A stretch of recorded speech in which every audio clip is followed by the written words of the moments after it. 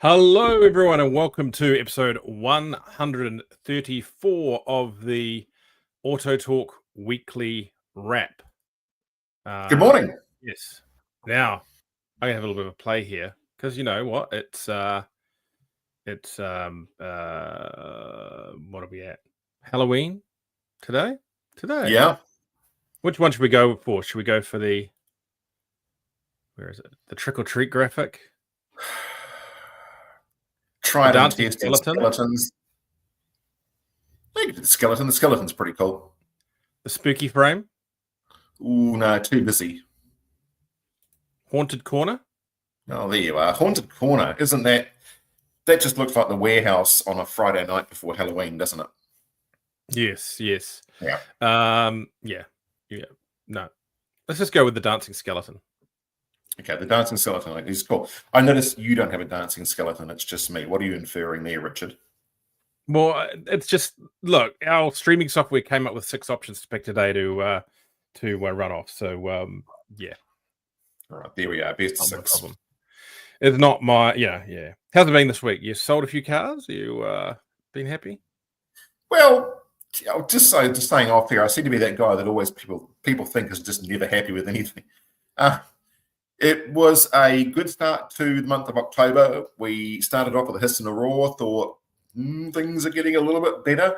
And then the second part of it, particularly the last week or so, has just gone really quiet again. So I don't know. I've ceased to run out of predictions, but it has been a bit of a quiet week on the people front, that's for sure.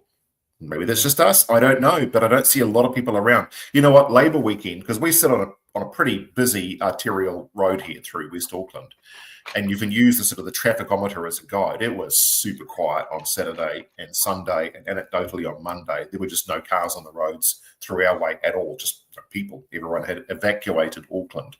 So if your experience is that everyone came to your town instead of Auckland, then I hope you had a car dealership open you could sell cars to, because we certainly didn't have the people to do so. They were up here. The local markets, and some of the cafes, they were very happy with how they were doing that day. I think they needed it. They've had a very hard winter. So yeah. So some stuff's floating around. Yep.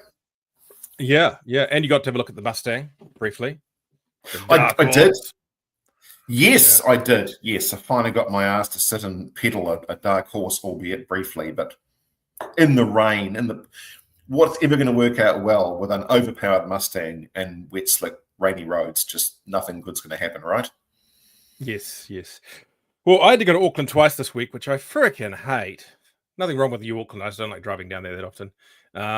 Once just for errands and once for the Cupra Taviscan launch. Very, very fun car. Another electric one, which you probably like meh on, Graeme, but you know. It was a bit of fun. Got to drive around out West Auckland. I didn't come and see me. Who says not a bit of fun? It's not a badge that I'm particularly familiar with. And I've thought recently that the Cupra product, I quite like the styling. I think the styling's quite neat. It's a zesty tuppers. Yep. Yeah, sometimes the naming of it, I think, where did that name come from? But they don't seem to be hitting the high notes in terms of numbers going into the fleet. But I guess maybe that's all part and parcel of the strategy for the brand. I'll admit, Taviscan does sound a little bit like a point of sale system for a pub. I'm just not quite sure where that came from, but you know, that's just me. There are languages out there that are other than English, Graeme. This is true. I'm just not even going to point out the bleeding obvious in that conversation there, Richard, but there you go. Yeah. Anyway, if you want to go look what I've done on that, there's a video and a story over at autocar.co.nz or evsbeyond.co.nz. So go check those out. Don't forget we own Autocar. So if you want that. Also, we've got a special running on Autocar this week. I think if you go punch in Labour 20, you get 20% off the subscription. So bargain, I say. Anyway. Nice. Right. Now, moving on a little bit, I guess. Bit of news out there this week. I think we'll try and run through it relatively quickly this week because I've got a few things on.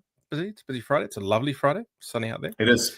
It's glorious out but there. the big one the big one has got you a smidge hot under the collar, Graeme, and I kind of agree. And I'm surprised that it hasn't been picked up a bit broader in the media. And this is this kind of surprise drop we had this week, tucked in between some other regulation announcements that we were expecting to get.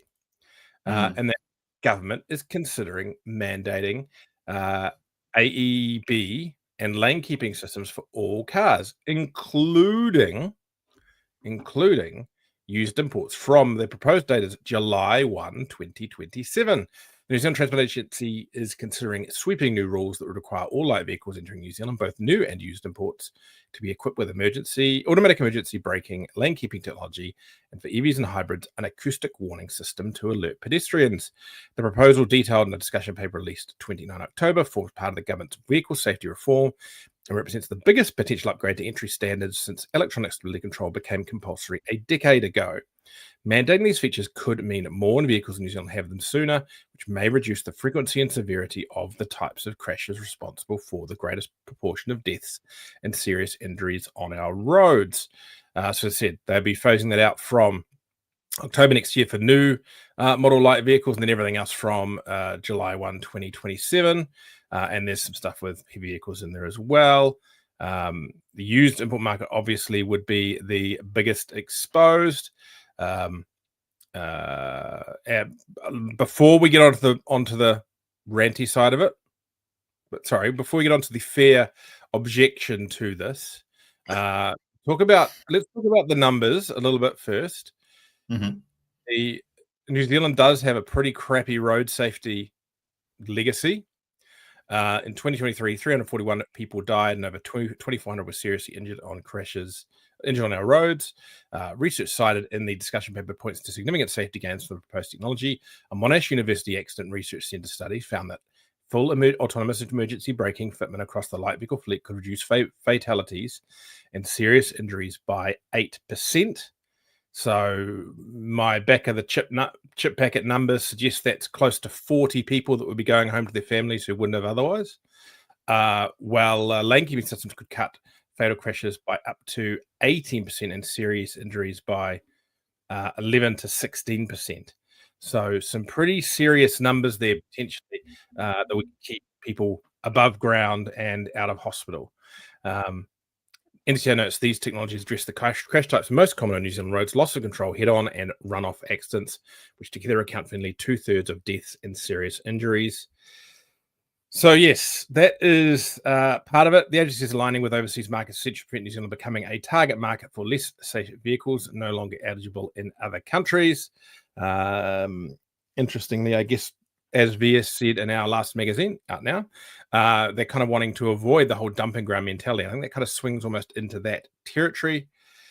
Submissions are open until 17 December. Hold on there longer, Graeme. I know you desperately want to jump in on this. No, I'm sitting back saying nothing, Richard. I'm good. VIA has urged realistic timelines for safety feature mandates. And I'm going to cut through all this. New Zealand's fleet gets safer fastest when Kiwis can afford to upgrade, says VIA Chief Greg Epps. If mandates land before these features are generally standard across Japan's existing fleet, import options shrink, prices rise, and people hold on to older cars longer. That's the opposite of what we want.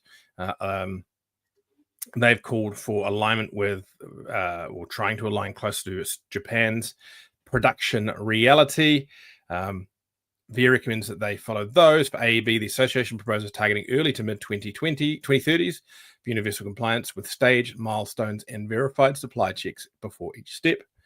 LDW and lane departure warning and lane keeping systems should be phased in only once supply and affordability are demonstrated with clear definitions of required functions. And they have affordability concerns. Right. Where are we? Anything else? No, that's kind of the key stuff around that. Graeme, go. Okay, so I didn't sort of come on the program to have a rant, and I think it's worth, first of all, noting a lot of you that watch this remember back all the years when VIA or IMVIA or me personally has been accused of the old "you're crying wolf" about changes to the industry. I think it's worth noting at no point in time have I or anybody, I think, with the industry suggested that we should not progressively update safety and emission technology in our fleet. I think we have to accept that we are trying to better the fleet on a progressive basis. And one of the hallmarks of the really early introduction of used imports to New Zealand was upgrading us from a fleet of battered old wrecks that stayed on the road simply because there weren't alternatives. The great influx, I suppose, of used imports was partially because we had a propensity to not sell enough new vehicles into our fleet to supply the demand for used. Ergo, the used vehicles stayed in our fleet for far longer than they should have, and we became the sort of the band-aid nation of keeping these old, mostly British wrecks firing around because there wasn't an alternative at a budget level for people to drive cars. So the import market started to an extent from that particular basis. Fast forward to today, and we've had everything ranging from you think about things like frontal impact, side intrusion bans on vehicles, emission standards, and the biggie that we had recently, the earlier biggies, which was ESC, which is a campaign that I'm pretty familiar with. Lately, we've got things around CCS and the graduating emission targets. None of these are bad. None of these should be looked upon by the industry as being a hostile action towards the importation of cars. But the point that I have raised for years and years now, and I suspect most of the industry does, it's not about the implementation, it's about the timeline. And it seems to me that we are rapidly starting to digress away. If you look at the sort of the curve of introduction in the Japanese fleet and the projected curve of introduction to our New Zealand fleet, they're starting to drift apart. And we're not taking account of the changes in the market in Japan, which is 98% of all our used vehicles come from. We're not looking at what is being introduced and the timelines of it in Japan, and as Greg would point out, a realistic production target for the domestic market, and how that aligns with our ability to source that stock here in New Zealand at the appropriate price point that people actually wish to purchase. Now, the same old story applies as it did 40 years ago, is that every used import that you put into the front door of the New Zealand's fleet, in theory, displaces an old wreck off the road. If we're not updating somewhere, whether it's through the sale of new cars or the sale of used imports, the vehicles that are existing in our fleet just get older and older and older because there's maintained value in keeping a car on the road, and that sort of trickles it all the way up. I mean, it's a really simplistic model, but that's effectively how it works. The danger that I see in this particular policy is not that anyone should be against lane keep assist or lane departure warning or AEB. It's just a realistic timeline for its introduction as a mandatory point into New Zealand. Now, 2025, beginning of 25, was the cutoff point for Japanese manufacturers to have lane keep warning implemented in their new vehicles. Not assist, but warning. Keep in mind that the proposal actually only suggests mandating warning at this stage. Correct. I'm making that point deliberately because that's all that's important, because we still don't have mandated assist in Japan. So we're talking about the minimum timeline potentially is 2.5 years between the last date a vehicle could be supplied in Japan new without the technology and our implementation here in New Zealand. Now, we know that the Japanese fleet, unfortunately, the grandfathering clauses that have always been there, whether it was ESC or right back to frontal impact, where technology wasn't introduced or wasn't mandated until it arrived in what was defined as a new model into the fleet, and the definition of what a new model was. And so potentially, although lane keep warning is already in a number of Japanese vehicles, a lot of Japanese vehicles, the issue is most of those vehicles are at a higher value than we can currently access from Japan or realistically going to in the next 2.5 years to 3 years. But also that the grandfathering that occurs means that an awful lot of 21, 22, 23 vehicles are still not going to have that technology at the point where we want to be accessing them in 2030. It's all very well to think about the fleet buying 4 and 5 year old vehicles to replace our cars here in New Zealand, but that's not currently happening. And if you look at the profile of what we're currently buying in Japan, it's not because we want to buy old wrecks. It's not because we're just all dealers that gravitate towards the bottom end of the auction pile. We buy what people want to buy. If we can't sell it, there's no point in us importing it. And so the import market always works on the basis of what people want to buy and what the market wants in New Zealand. And right now, unfortunately, even I saw Greg talking about $15,000 imports. I think if you looked at the FOB value and retail of the majority of the imports coming to New Zealand, that is also actually quite a optimistic value target for what a vehicle's actually worth when it enters into the New Zealand retail fleet. So let's call it $10,000 to $15,000 as a target for the average Kiwi. We're going to shut out that market for longer than we need to by bringing this technology in the middle of 27. So long-winded. My point is that there's nothing wrong with the implementation of this technology, but the early implementation date is going to have a really perverse effect upon the fleet, upon what we can import, the volumes we're going to import, and this industry does need volume for it to actually work. And perversely, once again, keeping the older stuff that's already on the road maintained with a Band-Aid for longer because affordable options aren't available in volume, and I use those words carefully, in volume, to replace them until much later in the implementation date. Mm-hmm.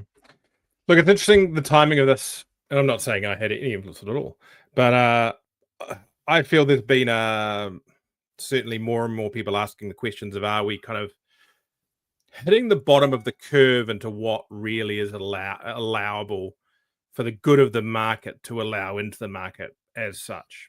We've seen the age of what's been landing dragging out. We're seeing the age of the fleet dragging out.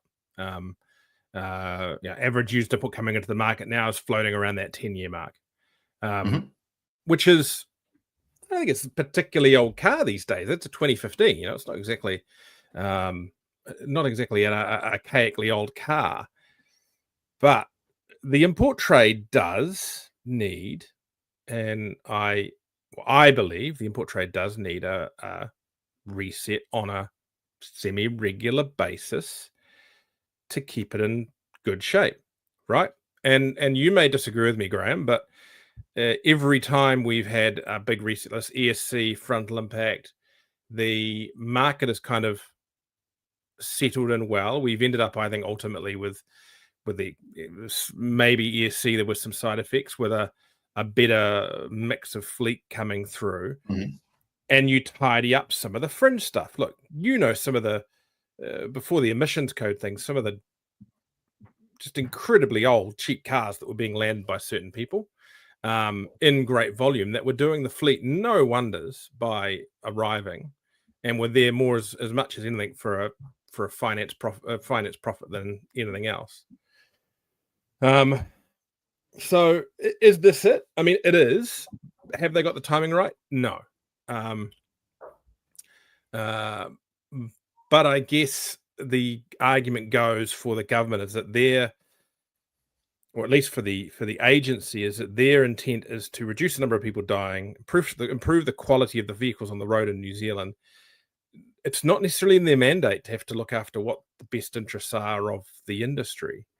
That's for Greg to come out and deal with, and vice versa for VIA to come out for the MIA to come out and deal with. I think Greg is playing a somewhat old game with what he's put out. I think the extension he's asked for as to when they should implement this is far too long. I don't think you can completely say we just need to align with Japan. I think that we are allowed to have better standards than Japan, if that makes sense. We can't live our lives based on what they've got, and sometimes that's going to be a case of we're going to end up with it harder to get certain cars, and sometimes it's going to be easy to get certain cars. We can't always be the follower, is my take on it. But the date settings they've suggested are not correct at all. No. And that is what needs to be looked at. And to be honest, I have a slightly different issue with this, and I don't think this is an entirely clear-cut thing from the new car industry side either, in that we're talking about a technology that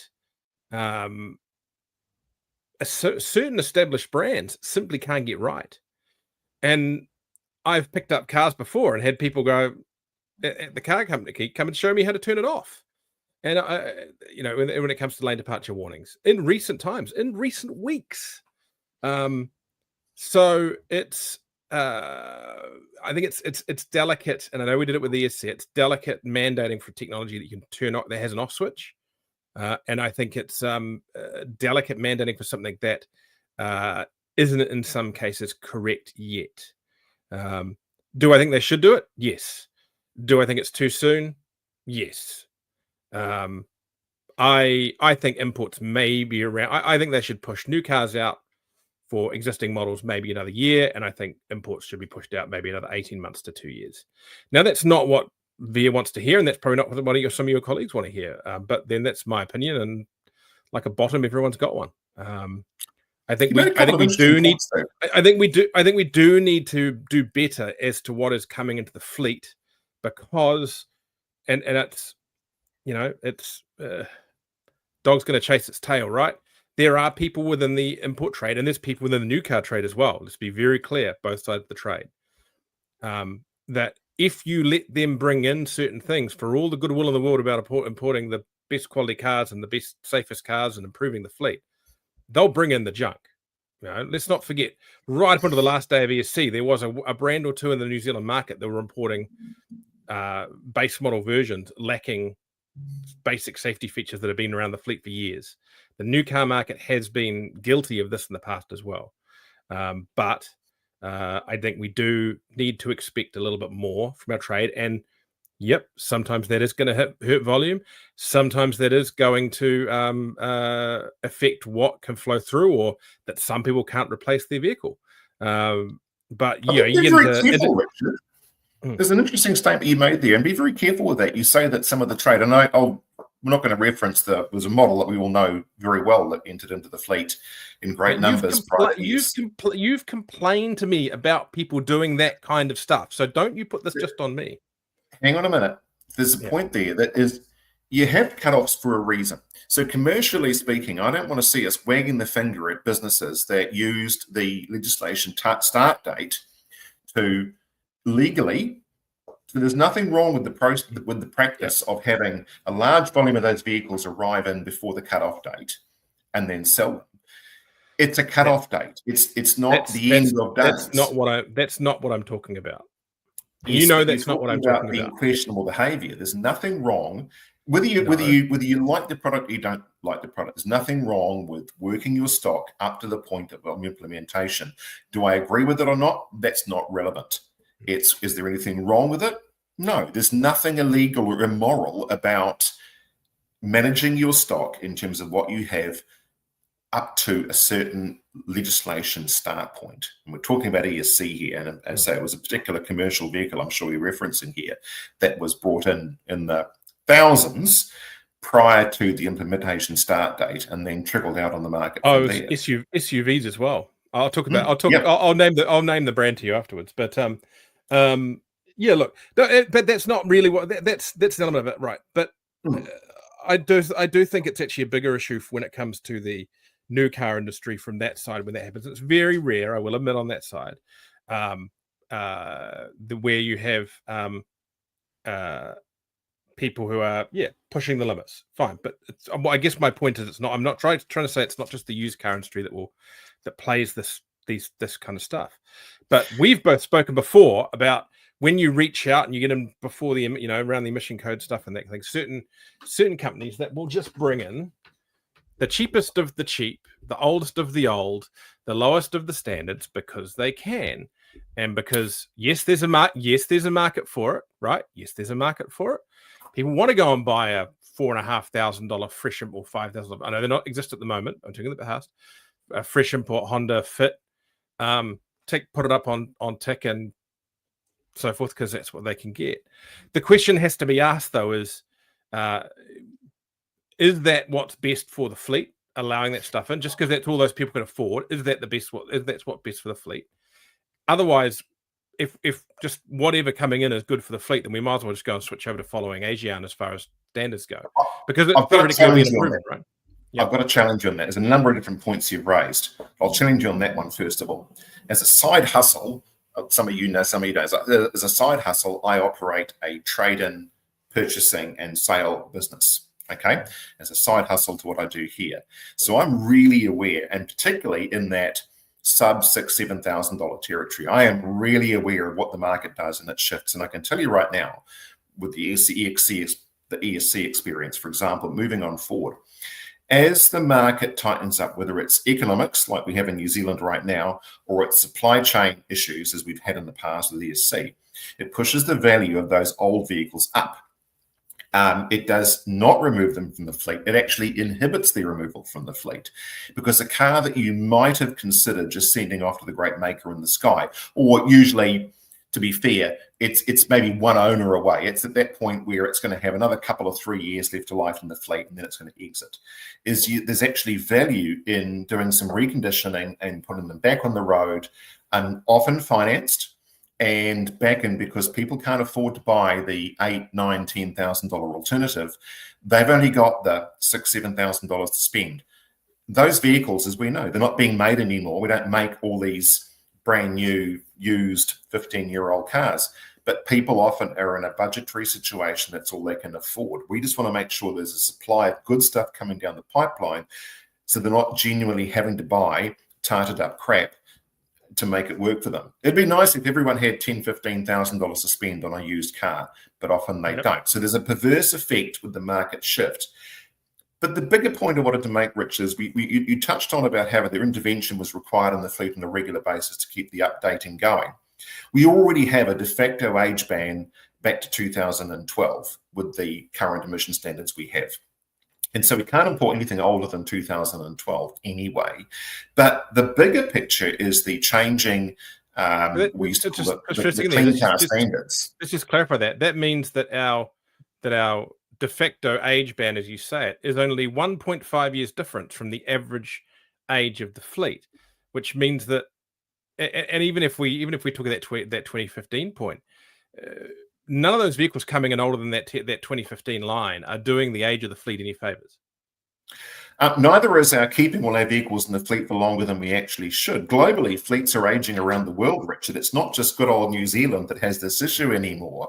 Globally, fleets are aging, and it's a huge combination of reasons as to why. And in every other nation where their fleets are aging, it's not the influx of used imports that are causing those age profiles to change. So I think it's really rogue to say that it's somehow the age of used imports coming in is having a significant effect upon the age of the fleet.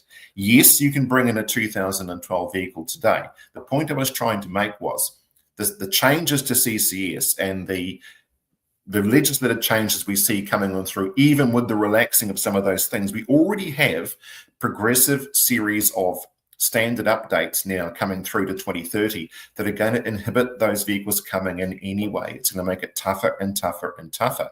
And then you've got to consider whether emission profiles are more important than safety profiles, because some of the cleaner cars may not have the correct safety profile. Some of the vehicles with a great safety profile may not have the greatest emission profiles. It's a really delicate balance to get right. But if we talk about going back to the old days, or the only resets we had was frontal impact or ESC or those basic step changes we have with emission standards, we're long beyond that, because the current framework we now have with CCS going forward is we have a progressive series of updates that are like a de facto changer, if you like, to the fleet profile of what we can import in the coming years. But we're going to double down on that with adding increased technology. Now, somebody said to me yesterday, wouldn't it be great if we just had an age ban? We went back to the idea of it. And this, if you recall, back in the good old days of Perry Kerr, was always on about a 7-year age ban, 7-year age ban. It's never going to work for a whole lot of different reasons. But one of the great fears of the industry, and I will guarantee you this, it would be absolutely true. If there was an age ban tomorrow, it would not stop NZTA or ECA or RightCar or any one of a number of different government agencies interjecting with additional layers of complexity around standards that would then work against the age ban you already had in place. Like, oh, well, yes, you can bring in 8-year-old, but you can't bring in the 8-year-old cars that don't have this. Or we've decided that now this is also a feature you've got to have along with the 8-year standard. It's never going to work. And so The standards-based regime we have right now is the best blunt tool that you have to upgrade the fleet on a progressive basis. And the biggest architect of that now is CCS. If you're going to layer something else over the top of that again, the complexity becomes very difficult indeed for the fleet to match or fleet to meet. I think we might have different approaches to this, but I think we do agree, and as Mick Doherty agrees, July 1, 2027 is a crazy. It's nuts. I agree, Mick. Yeah, and I agree with that too. I just don't think we can live permanently in this kind of running. Anyway, you know, I got to come to agreement on it. What I would really like to see, Richard, what I'd really like to see on this is I'd actually like to see the industry associations. In this case here, there's two different perspectives, I guess. There's the MIA and there's VIA. But I'd like to see the officials involved in these thought processes. I'd like to see them engage more directly with the industry associations, but be allowed to have a closer look at the Japanese fleet, in VIA's case, or in the import industry's case, have a closer look at the Japanese fleet and a better understanding of the dynamics of it and why it works the way that it does, and the levels to which New Zealand buys its stock. Because I think for years there's been a misunderstanding that somehow because Japan sells 1 million plus new vehicles a year, that we should somehow have access to all those million vehicles on a regular basis, and our paltry 100,000 or so cars that we buy per annum is a mere drop in the bucket compared to what's available. Have your fill. There's buckets of cars you could have instead. I think there's a lack of understanding about how the New Zealand market works and where the level is that it pitches into the Japanese used marketplace, and why sometimes what would seem to be a really good idea just isn't pragmatic or practical for the industry to meet. I disagree. It's not going to happen, though. As I understand it, there's pretty much no one. It's kind of like last person out at the NZTA turn off the lights. Same at the ministry. There's been so much cutting that they're leaning on the industry organisations to do a heck of a lot of the heavy lifting at the moment. That could work to the benefit of this situation. But yeah, I'm not sure. One last point. Expansion of and again, because you knew I was in a rant about this, is again another accusation level that says, oh, well, you guys got through ESC, you cried wolf, and you got through ESC, and you got through frontal. All of those implementations occurred after negotiation with the relevant industry associations to change the initial projected timelines to a slightly more workable approach. I was part of the negotiating team for ESC. I can tell you exactly the timeline dates was changed from the initial proposal. But it was the same with frontal impact. It was the same with some of the early emission standards we dealt with, where there had to be a negotiation between the industry groups and the ministry, or in this case, NZTA, to work out a more suitable approach. Maintain the overall picture of what you want to achieve, but let's have a more realistic timeline. And so when it's leveled at the industry that it cries wolf and you got through it, no, it got through it because we sat down and worked out a more realistic time frame. Right. Let's carry on from here. Now, flick through. Of course, there are other things that are being consulted on. There are changes to the warrant of fitness regime. The Motor Trade Association is the government's proposal to overhaul the frequency and scope of the warrant of fitness inspections is timely and welcome, and will give industry a chance to have its say.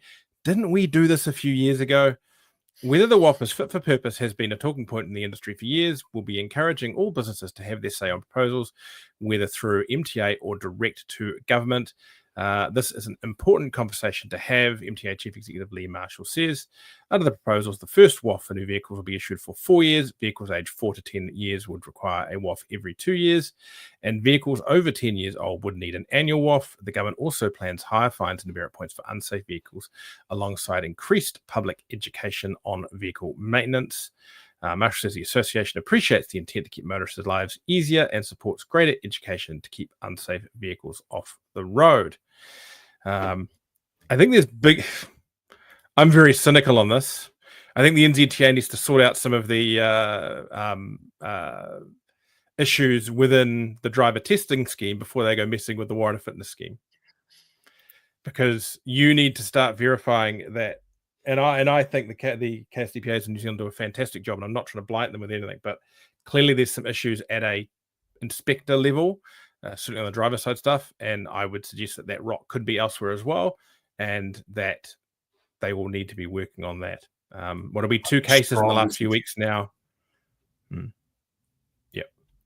What do you think? What do you think the problem is there, Graeme? Well, I mean, look,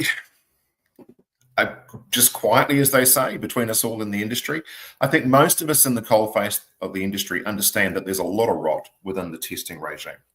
And so whether it's an issue within the testing regime itself or the inspection process post-testing, in other words, roadside inspections and the police, I don't know. We don't seem to have particularly strong enforcement here in New Zealand of existing standards. But I think it's really well known that there's very differing standards around the interpretation of a warrant of fitness. And for every story that we hear popping up for a site that has been pinged for improper use of the warrant of fitness testing process, whether it's just the inspector loaning out his credentials to the apprentice to check cars or just people that don't exist, it shows you that the system itself is not particularly robust. The checks and balances are not robust. And for every workshop we hear about, there's probably 2 or 3 out there that are going under the radar and people are quite happy. And if you think about the outcry from the public about this, if you look on social media, for every person that screams out that the system is, that there are crooked inspectors out there and they're concerned, there are 2 or 3 people start asking where the soft warrant of fitness inspectors are. Where can I go to get a warrant for my dodgy car? Where do I go that they're not going to check my car? And so, as a nation, I think we're also complicit to an extent in allowing differing standards in our warrant inspections. So the first thing I would say is that the public are not always going to necessarily be on board these changes, but if you're going to make them, then you've got to tighten up the enforcement. Same old story. You've got to look at the enforcement issue. And it's the same as the retail arm of the trade too. It's all very well having rules and regulations in place as to how a business like us operates. But if you're not going to have enforcement, then if the guy down the road doesn't need to have SIN cards in his cars and doesn't need to have safety ratings, in fact, for that matter, doesn't have anything on his dealership, and no one ever checks them, why should the dealership next door comply? And for a warrant of fitness basis, I'm sure there are many workshop operators shaking their heads saying, why do I get pinged by my customers because I failed them on this and that, and these were within the VERM, this is the correct procedure, and they just go down the road with their friends and get a warrant of fitness for that very same car I checked 5 minutes ago. Look, I think this is populist, right? They saw that the last time they changed this a few years back, people were like, oh yeah, I don't get a warrant for a few years now, blah, blah, blah. But, you know, if we're talking about what lives we can save with adding technology to the vehicles, well, I'm sorry, I know plenty of older cars over 10 years old that I wouldn't necessarily want stretching out to a year for warrant of fitness purposes, particularly as the people in some of those cases aren't the ones that are actually going to be looking at what condition their tires are in, all that kind of stuff. Now, the catch net for that is, you know, how they're going to strengthen the fines for police when it comes to roadside checks and that kind of thing. Well, the police don't have the resources to do that. I find it hilarious everyone moaning about how, you know, the cops are so bad these days. You get speeding tickets, blah blah blah blah blah. I don't get pulled up anywhere now as I did, or checked anywhere near as much as I did 20 years ago. I swear 20 years ago I'd go through a warrant of fitness check every 2 months. As much, Richard. No, but what? No, I'm not talking about that. But you know, but you think about it, Graeme. Yeah, 20 years ago, I would have get pulled over. I would have run through a stationary warrant of fitness check, every 2 to 3 months. And that was partially at the time I was spending a lot of time in a rural area, but I live in a rural area now, and it doesn't seem to make any difference. So I'm not sure how they think the police are going to be able to do that. So yeah, I think it's a populist one that's got not a lot of thought behind it, and they probably should put their efforts elsewhere. And that, I think, is at the fringes of the warrant of fitness and driver testing systems.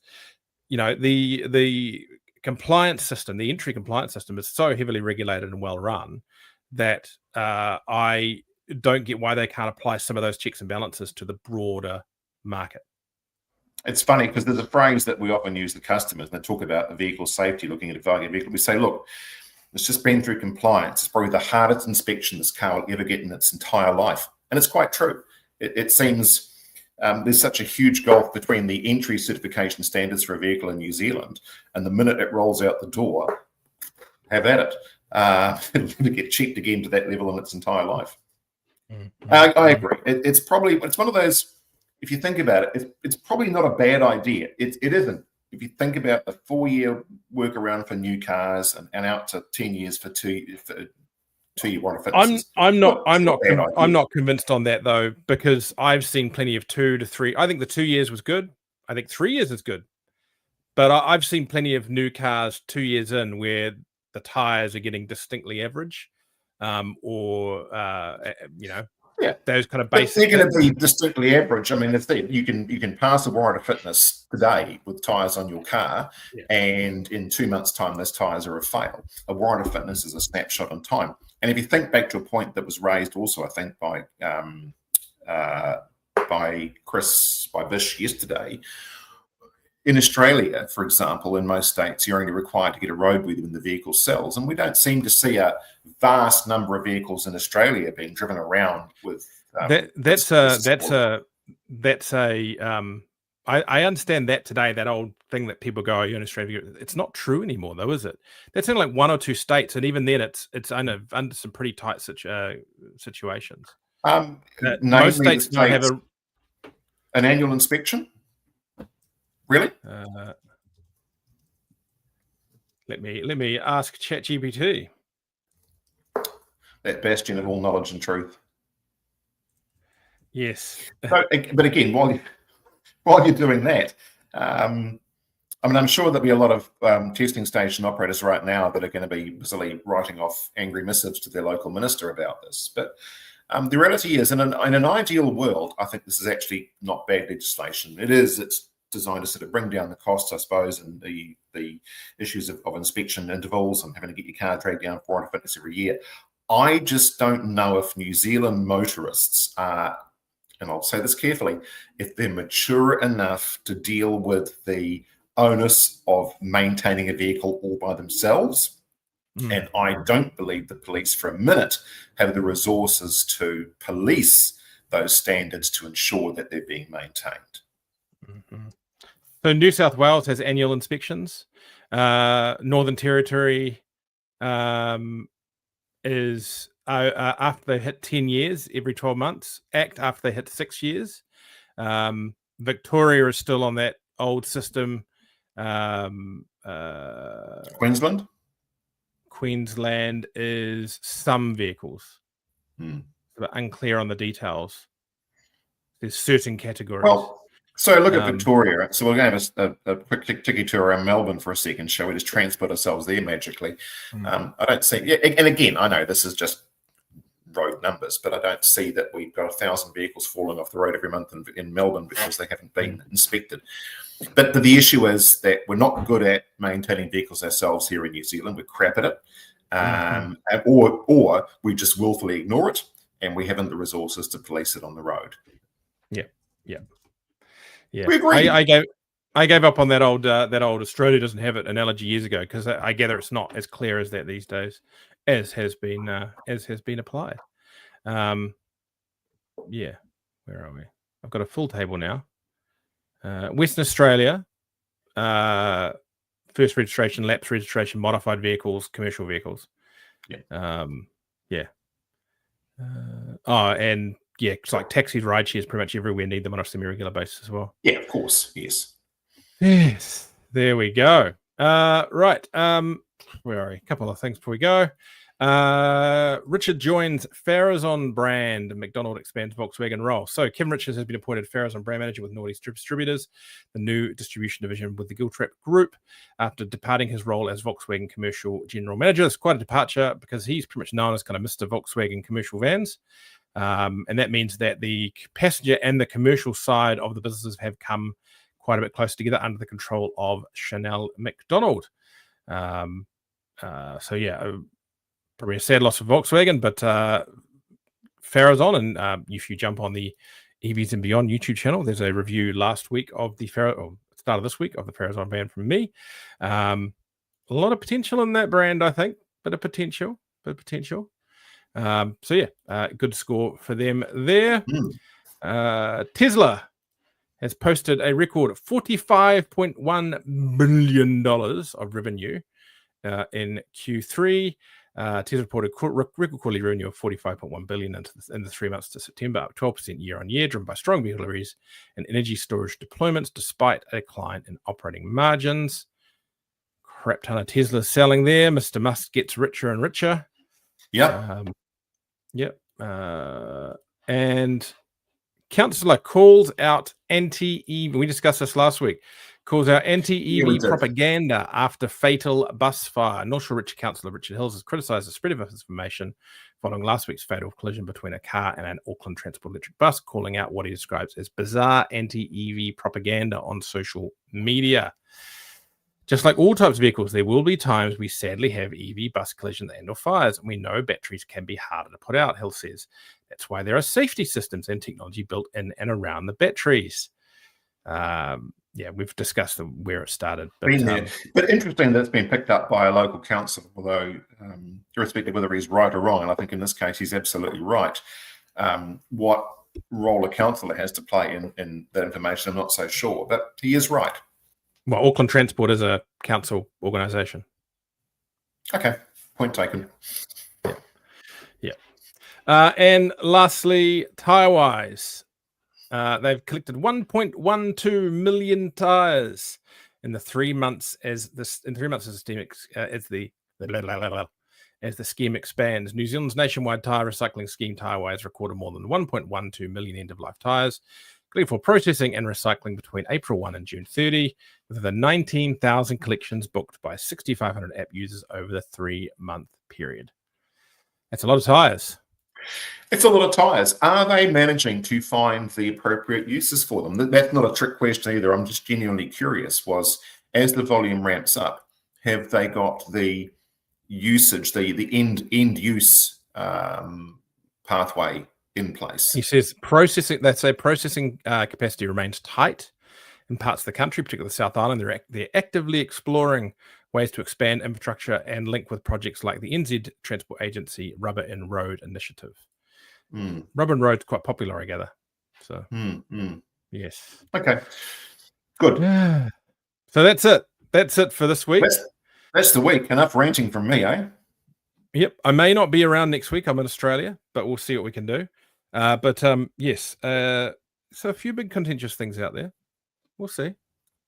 Yeah, there really is. And I think with regard to the changes we talked about before and that I was clearly ranting about, I don't want to be that Mr. Ranting guy, but maybe I'm just a bit passionate about the industry that I'm still part of. But I think it's really important that everybody has a closer look at what an arbitrary timeline would mean. Maybe you agree with it. Maybe you think it's the best thing for the fleet. But you also need to an extent, take a commercial blinker off and look at what might suit the greater fleet rather than just your own particular commercial needs for your business. And my summarized view in the same way is that I think the deadline is crazy. I think there's still discussions to be had around what the actual technology is. But I also don't think that we can just wait for everything on the basis that what is good for volume coming into the market. Careful what you wish for there, Richard, but there you are. Yes. Right. Anyway, thanks everyone for joining us. Don't forget, like, subscribe, all that kind of junk. And we will catch you soon. Go download the AutoTalk magazine. It's been up there for the week. It's pretty darn good. Pretty darn good, if I may say. And for all those of you that are parents, good luck tomorrow morning dealing with your sugar-addled 3 bottles of Ritalin children post tonight. Yes. Right. Catch you later.